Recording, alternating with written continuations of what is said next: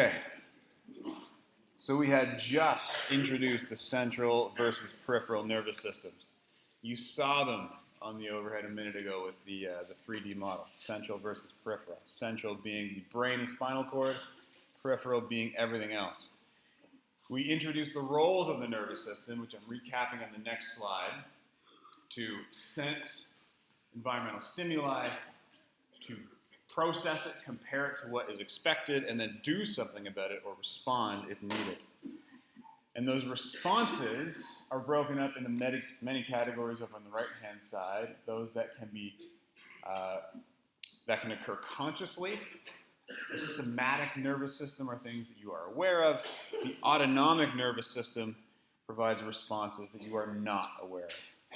So you might register any sense: touch, pain, heat.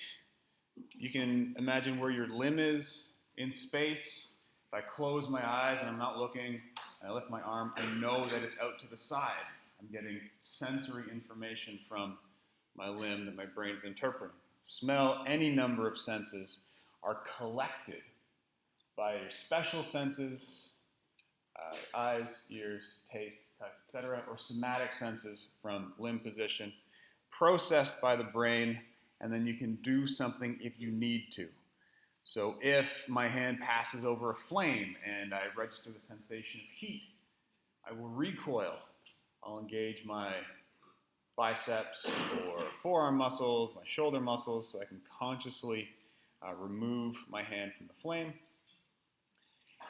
And then any other stimuli that require a major urgent response or things to coordinate that I'm not actively controlling, if I need to change breathing or I need to start sweating, those are all regulated by the autonomic nervous system, the sympathetic and parasympathetic branches of the autonomic nervous system.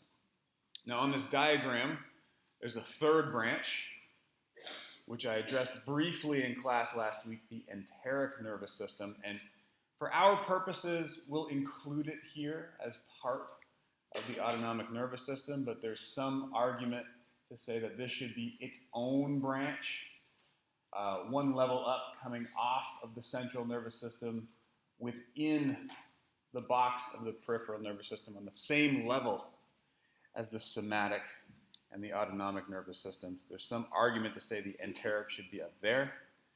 But for our purposes, since the diagram has it this way, to avoid confusion, we'll include it as an autonomic branch.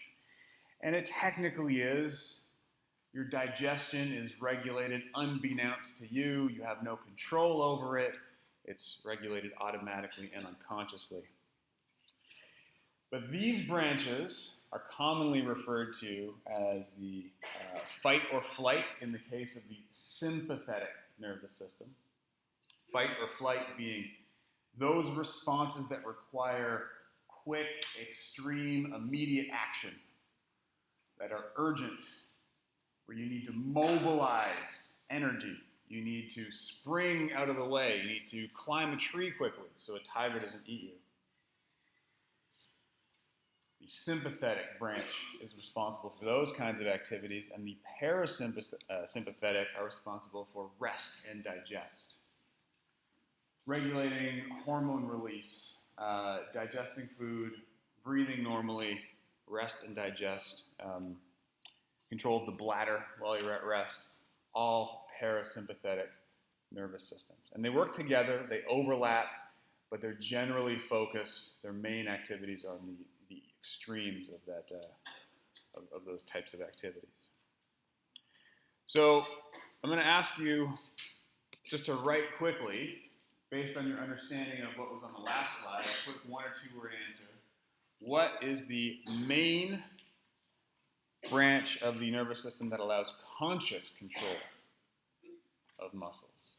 Conscious control, not unconscious. What was the branch that allowed conscious control? So polling is open.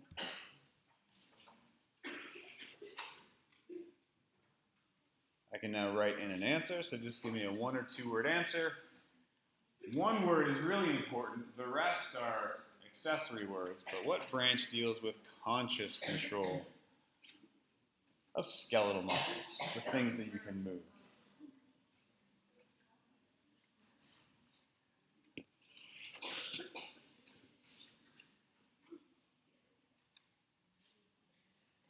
I had this as a short answer because I want to see if it...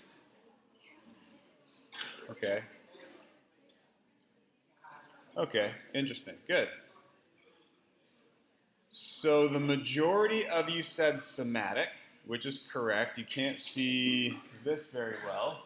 The keyword was somatic. 41 times the keyword matched. It's not autonomic. Autonomic is the umbrella branch that has somatic as a sub-branch, and somatic nervous system. So those should all be good. I want to look through these and make sure that everyone's getting the right marks, which is why I'm including this as like a test question. But if you said somatic anywhere in your answer, it should be correct.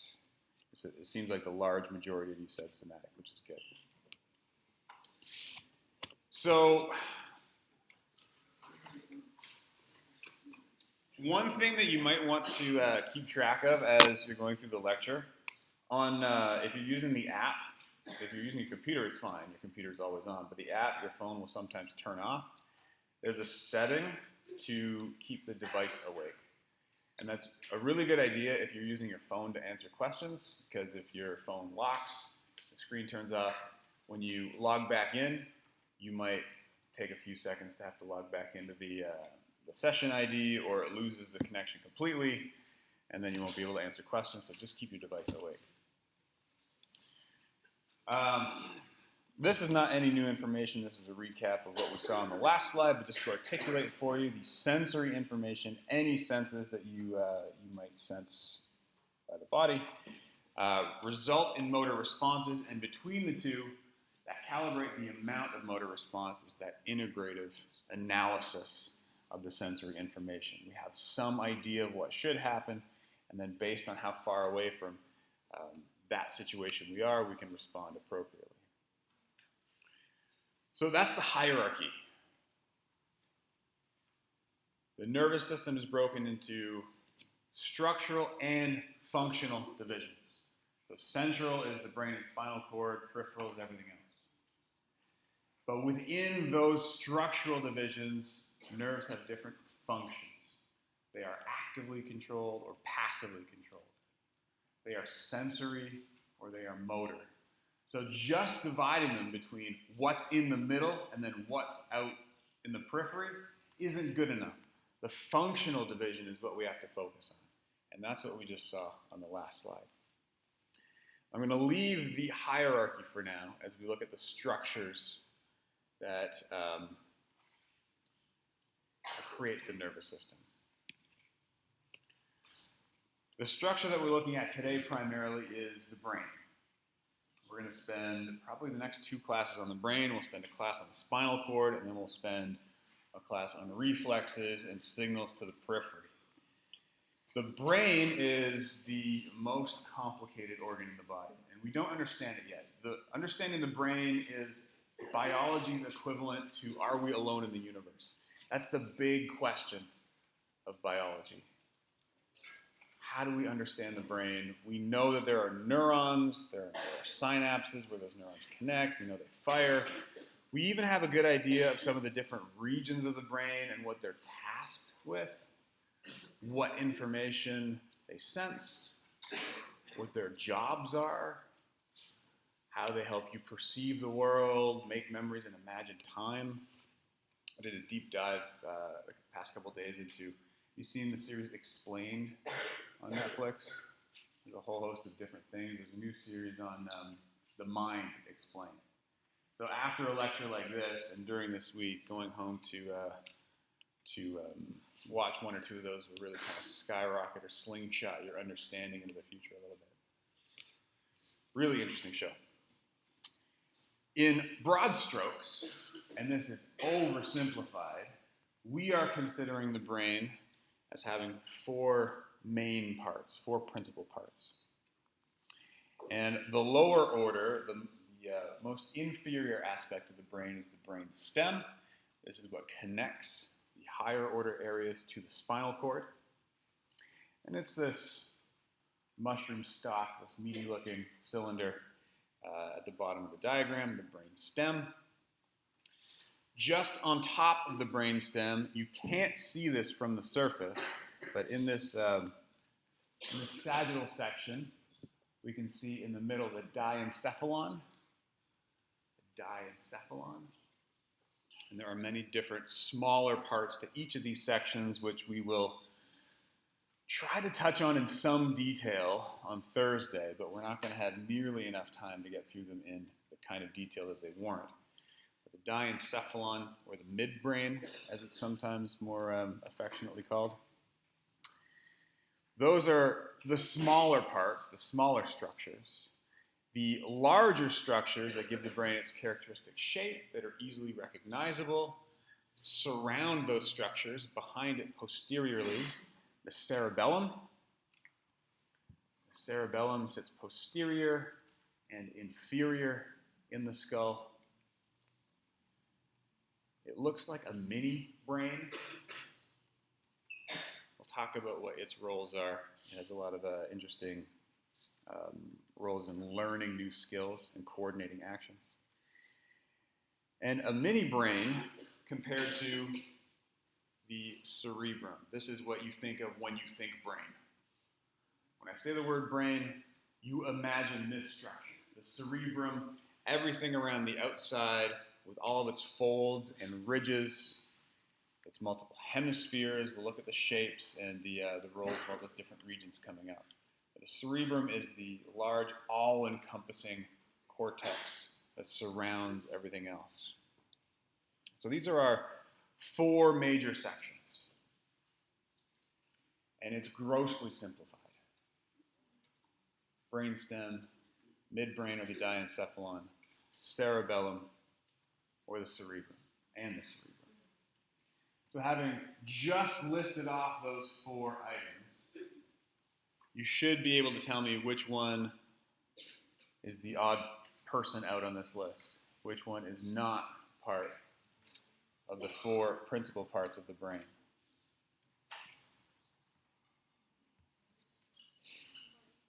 So polling's open. There are 4 main parts of the brain. From the stalk, most inferior, to the midbrain that sits just superior to it, the mini brain behind it, and the large cortex that surrounds it all. One of these elements is not part of that description. And you don't need to look back at your notes.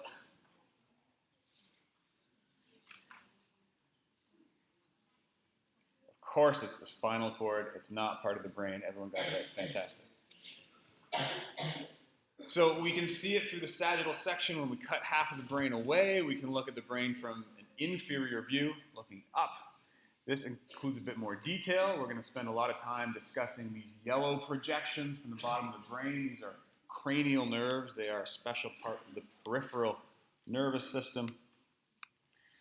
You'll notice all those structures that we just addressed, the brainstem in the middle in green, the cerebellum highlighted in blue, the cerebrum, again in red, but you can't see the midbrain. You can't see the diencephalon from the surface. It's hidden, it's encased within everything else. So a nice way that we can take a look at these structures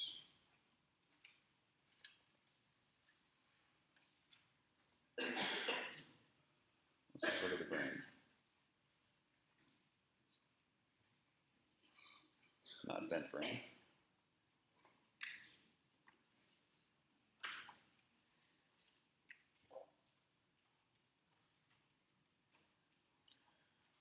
So let's take a look at these structures and notice it's much more complex. Notice we talked about 4 different areas. Look at all the structures in here. But you can see some of the characteristic ones that we just mentioned. The brainstem with its constituent parts, the cerebellum, posterior and inferior, the cerebrum and its associated parts all the way around the outside. And then the diencephalon, I can only pick a part of it out now, but it's this structure, hidden deep. Oh, you can't see it. So that doesn't make any sense at all.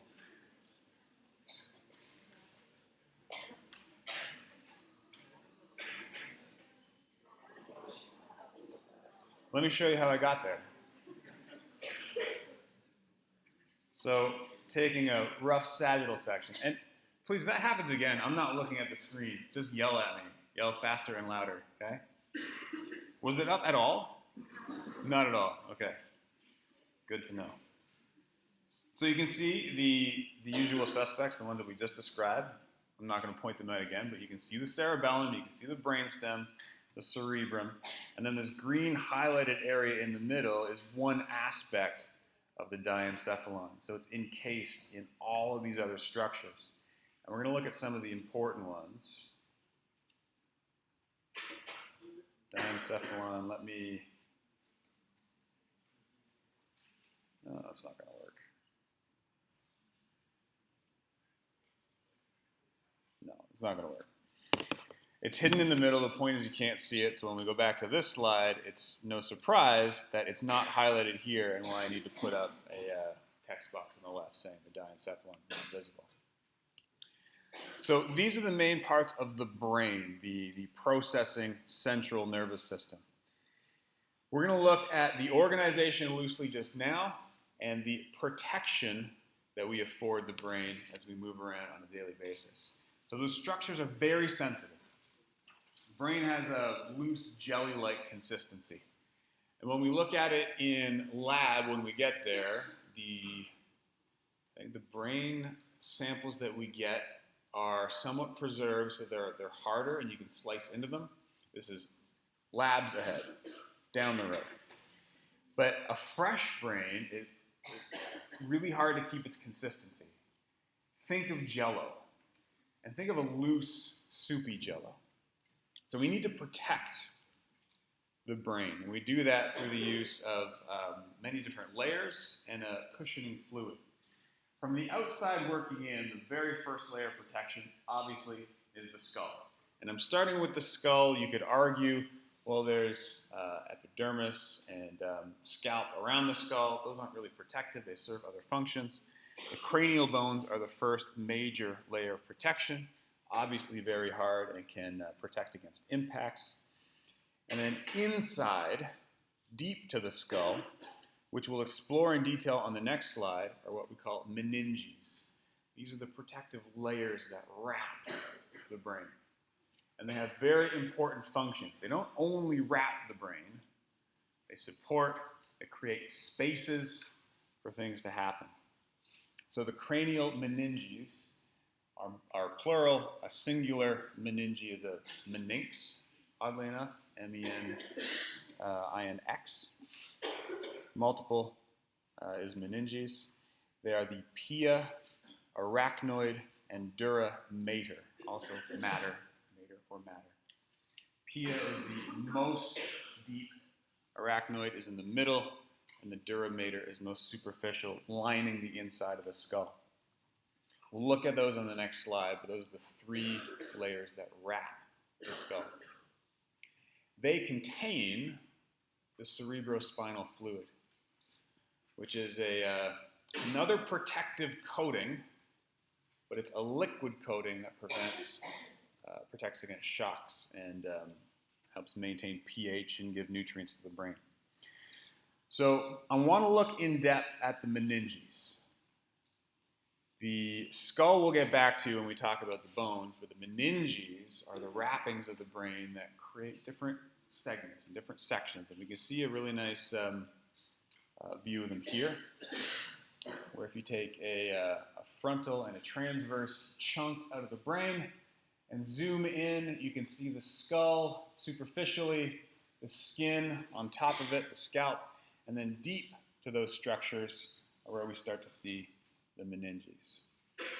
So notice the ones that we just pointed out. The dura mater is most superficial, lining the interior of the skull. The arachnoid mater is immediately below that or deep to that. And the pia mater, it's almost impossible to separate that from the brain tissue. It's almost part of the brain's surface. It's very difficult to pick out that layer, whereas the other two, you can often see them fairly well. And because of that separation, we have a space here that becomes important shortly. But I'm getting ahead of myself. So the duramater, the green layers, has two layers. And you'll notice that they line the inside of the skull, but where we've focused, there's this triangle section in the middle, and the green layers project inferiorly between the hemispheres of the brain.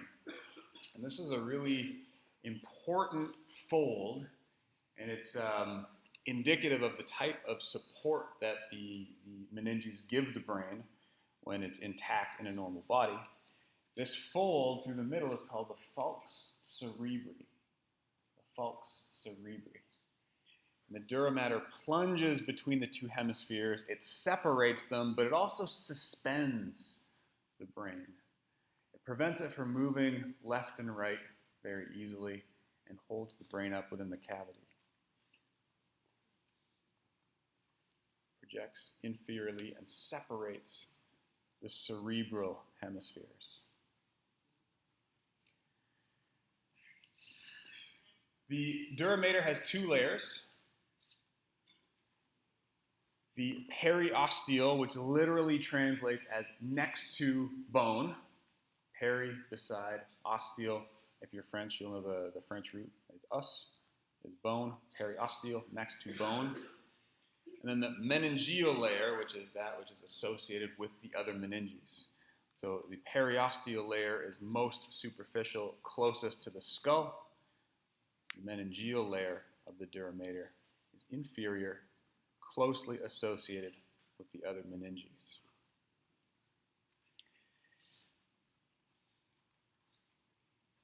So this is the outer layer of the meninges, and it's very tough, very durable. Dura mater, very durable. Lots of fibrous connective tissue, hard to rip, hard to grab onto, very rigid. Beneath that space, the arachnoid mater is closely associated with the dura mater, and then the space between, that I mentioned before, is where the cerebrospinal fluid lives. The space itself is given the name subarachnoid because it's below the arachnoid layer. So the arachnoid layer on this diagram is pink. The space between it looks like there are blood vessels, some other connective bits. That space between the brain tissue and that pink layer is called the subarachnoid space. And we'll go into detail on the cerebrospinal fluid, how it's made, how it circulates, and what its jobs are shortly. But since this section has zoomed in on a critical or important area in the brain, I also want to point out this triangular portion that's sandwiched between the layers of the dura mater is the superior sagittal sinus, and this is where blood drains away from the brain. We're going to circle right back around to blood supply, but since we're focused on it right now, I want to point this out so that you can remember back to this slide when we get to that section. That blue shaded area is all venous blood that's draining from the brain and going back to the heart. And I'm pointing this out because there's an obvious protrusion, a number of obvious protrusions, little pink cauliflowers that stick into the venous blood. And I'm not going to go into detail yet with what those are, what they do. I just want to show you these project into the venous blood, and they're called arachnoid villi. They're going to remain a mystery for now, but know that they project into the venous blood. We'll come back to that later. So if I were to ask you the order of these tissues, and this is the best way that I could figure out to rank things in order, is to list them all out individually. What is the order of the primary meninges from most superficial to deepest? Not the layers, the individual layers, but just the main meninges. Okay, so you should be able to answer it now. From most superficial to deepest. Most superficial, outermost, to deepest, or innermost.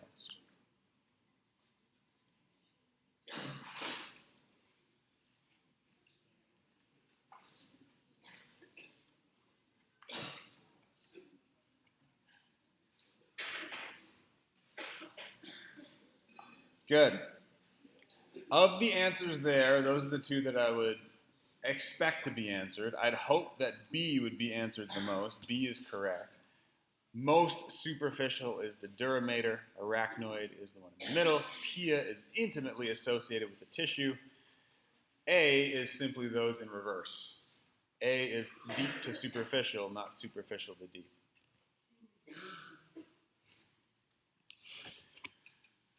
So those are the layers of the meninges in order. You can see a better shot of the falx cerebri here, where we take a sagittal section through the skull. Imagine the left hemisphere of the brain is behind the slide, the right hemisphere has been removed, and the falx cerebri is this white section separating the two hemispheres, providing protection and suspending it in space. But not only do we have that fold of duramater between the cerebral hemispheres, sure, that serves to protect the cerebrum, but we also have two other projections, which I'm realizing now are not shown here very well, where the falx cerebri separates the cerebral hemispheres. The falx cerebelli separates the cerebellar hemispheres. What's the difference? Cerebrum is that big region on top. Cerebellum is that mini-looking brain behind and below. So we should be able to see the falx cerebelli here. I'll show you on the 3D model in a second. It looks a lot better on that. So these are both vertical projections or folds of the duramater that anchor and support the brain. There is a horizontal projection, a horizontal fold of duramater as well, called the tentorium cerebelli. Tent projects over top of the cerebellum. That connects to these other folds and makes almost a cross through the brain. So the duramater folds, creating quadrants within the brain that really stabilize it in space, that anchor the aspects of the brain and stabilize it in space.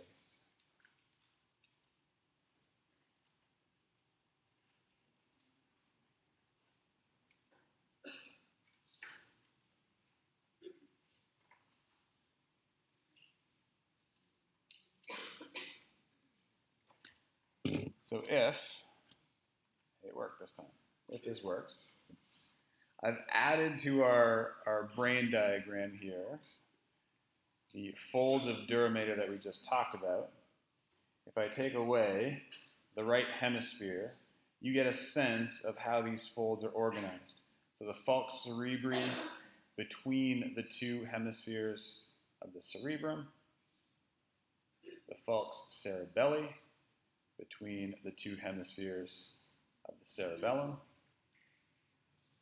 and the tentorium cerebelli sitting on top of the cerebellum, separating the most superior from the inferior parts of the brain. And notice that structure, the quadrants created by that structure to anchor and support the brain in space. So a bit nicer than looking at this diagram and seeing that as the tentorium cerebelli. That doesn't do anything to help us understand how it projects at all. These are the physical layers of protection. The meninges are the physical layers of protection. The cerebrospinal fluid is also a physical layer, but it confers chemical protection as well. The cerebrospinal fluid, or as I'll call it, CSF for short, bathes the entire brain and spinal cord. You could almost think of the central nervous system as floating in cerebrospinal fluid.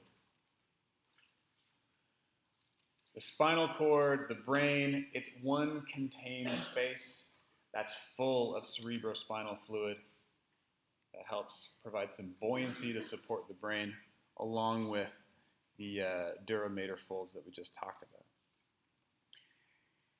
Now, not only does it help the brain with buoyancy and protect against shocks, but it provides chemical protection by tightly regulating oxygen, CO2, pH or acidity, the amount of glucose that the brain sees. All of the elements are tightly regulated, even more so than arterial blood.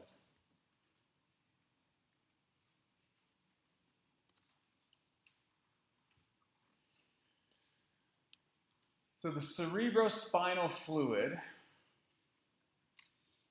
I'm going to go through the 2D pictures, then I'll show you it'll culminate in the 3D model, which makes it a lot easier to see, is produced in these blue structures that are shown hidden in the middle of the brain, called the ventricles of the brain.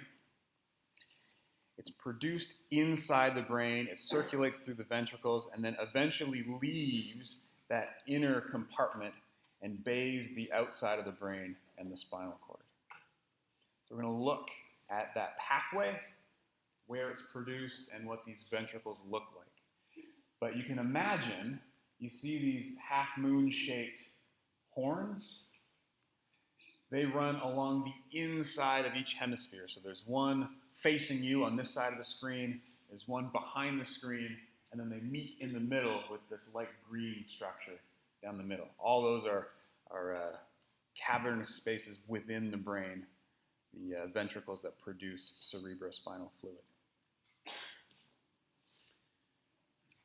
If we take a transverse section and remove the top half of the brain, I'm going to cut right through the ventricles, right through the horns of the ventricles, right through both hemispheres of the cerebrum, and we're looking down now on the cerebrum and the open space within them. And the open spaces are those ventricles.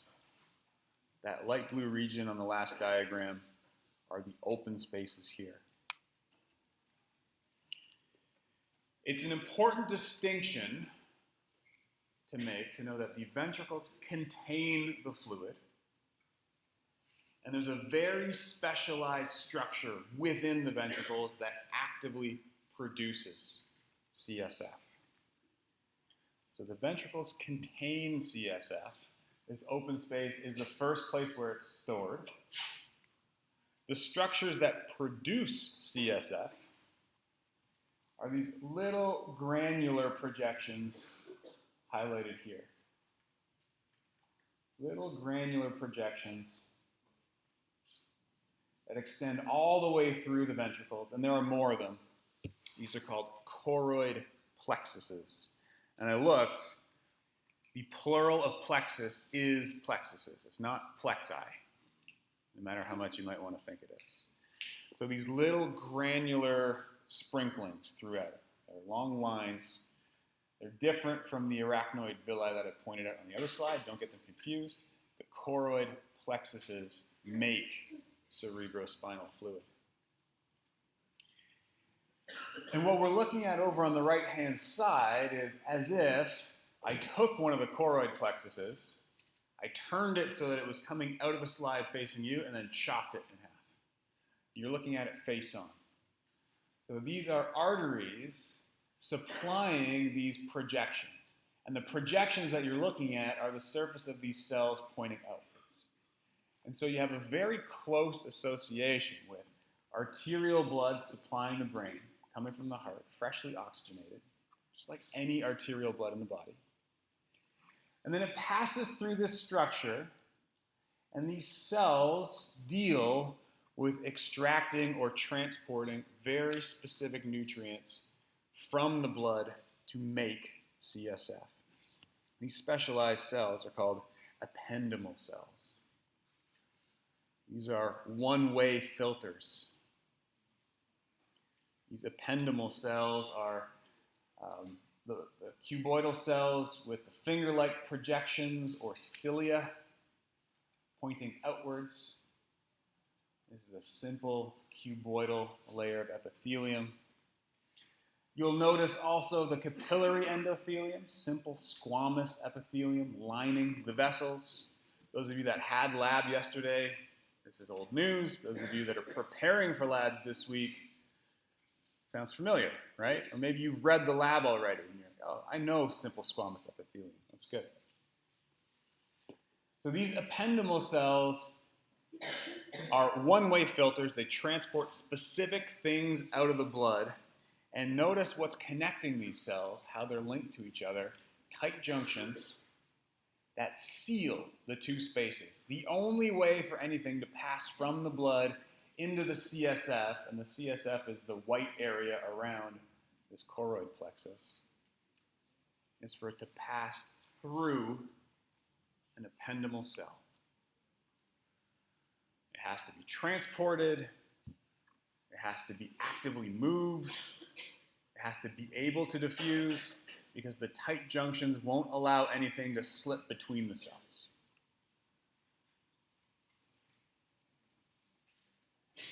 We'll come back to those when we talk about the blood-brain barrier. So, cerebrospinal fluid is really just filtered blood, right? Filtered arterial blood. Doesn't have the red blood cells, doesn't have a lot of the proteins, but a lot of the constituents, the oxygen, the protons, the acidity, some of the glucose, that can be transported in. It's filtered blood. So one last question before we end class. And I'll show you the ventricles quickly before we leave. What structures produce cerebrospinal fluid? What structures produce cerebrospinal fluid?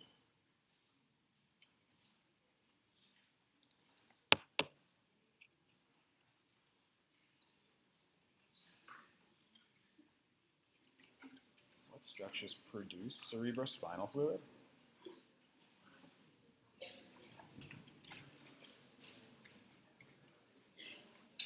Just hold on. We still have 2 minutes. And this is really cool. Choroid plexuses. Nice job. Now, just before you leave, I want to point out the ventricles, the ventricular system of the brain. So, this highlighted green area is one of the lateral ventricles. There's one on each side, and I'm trying to fade the other parts of the tissue. You can see it on both sides of the brain. If I focus in, you can see that it looks a little bit like a tiny alien. But you can see how they're connected. So the ventricles only distribute CSF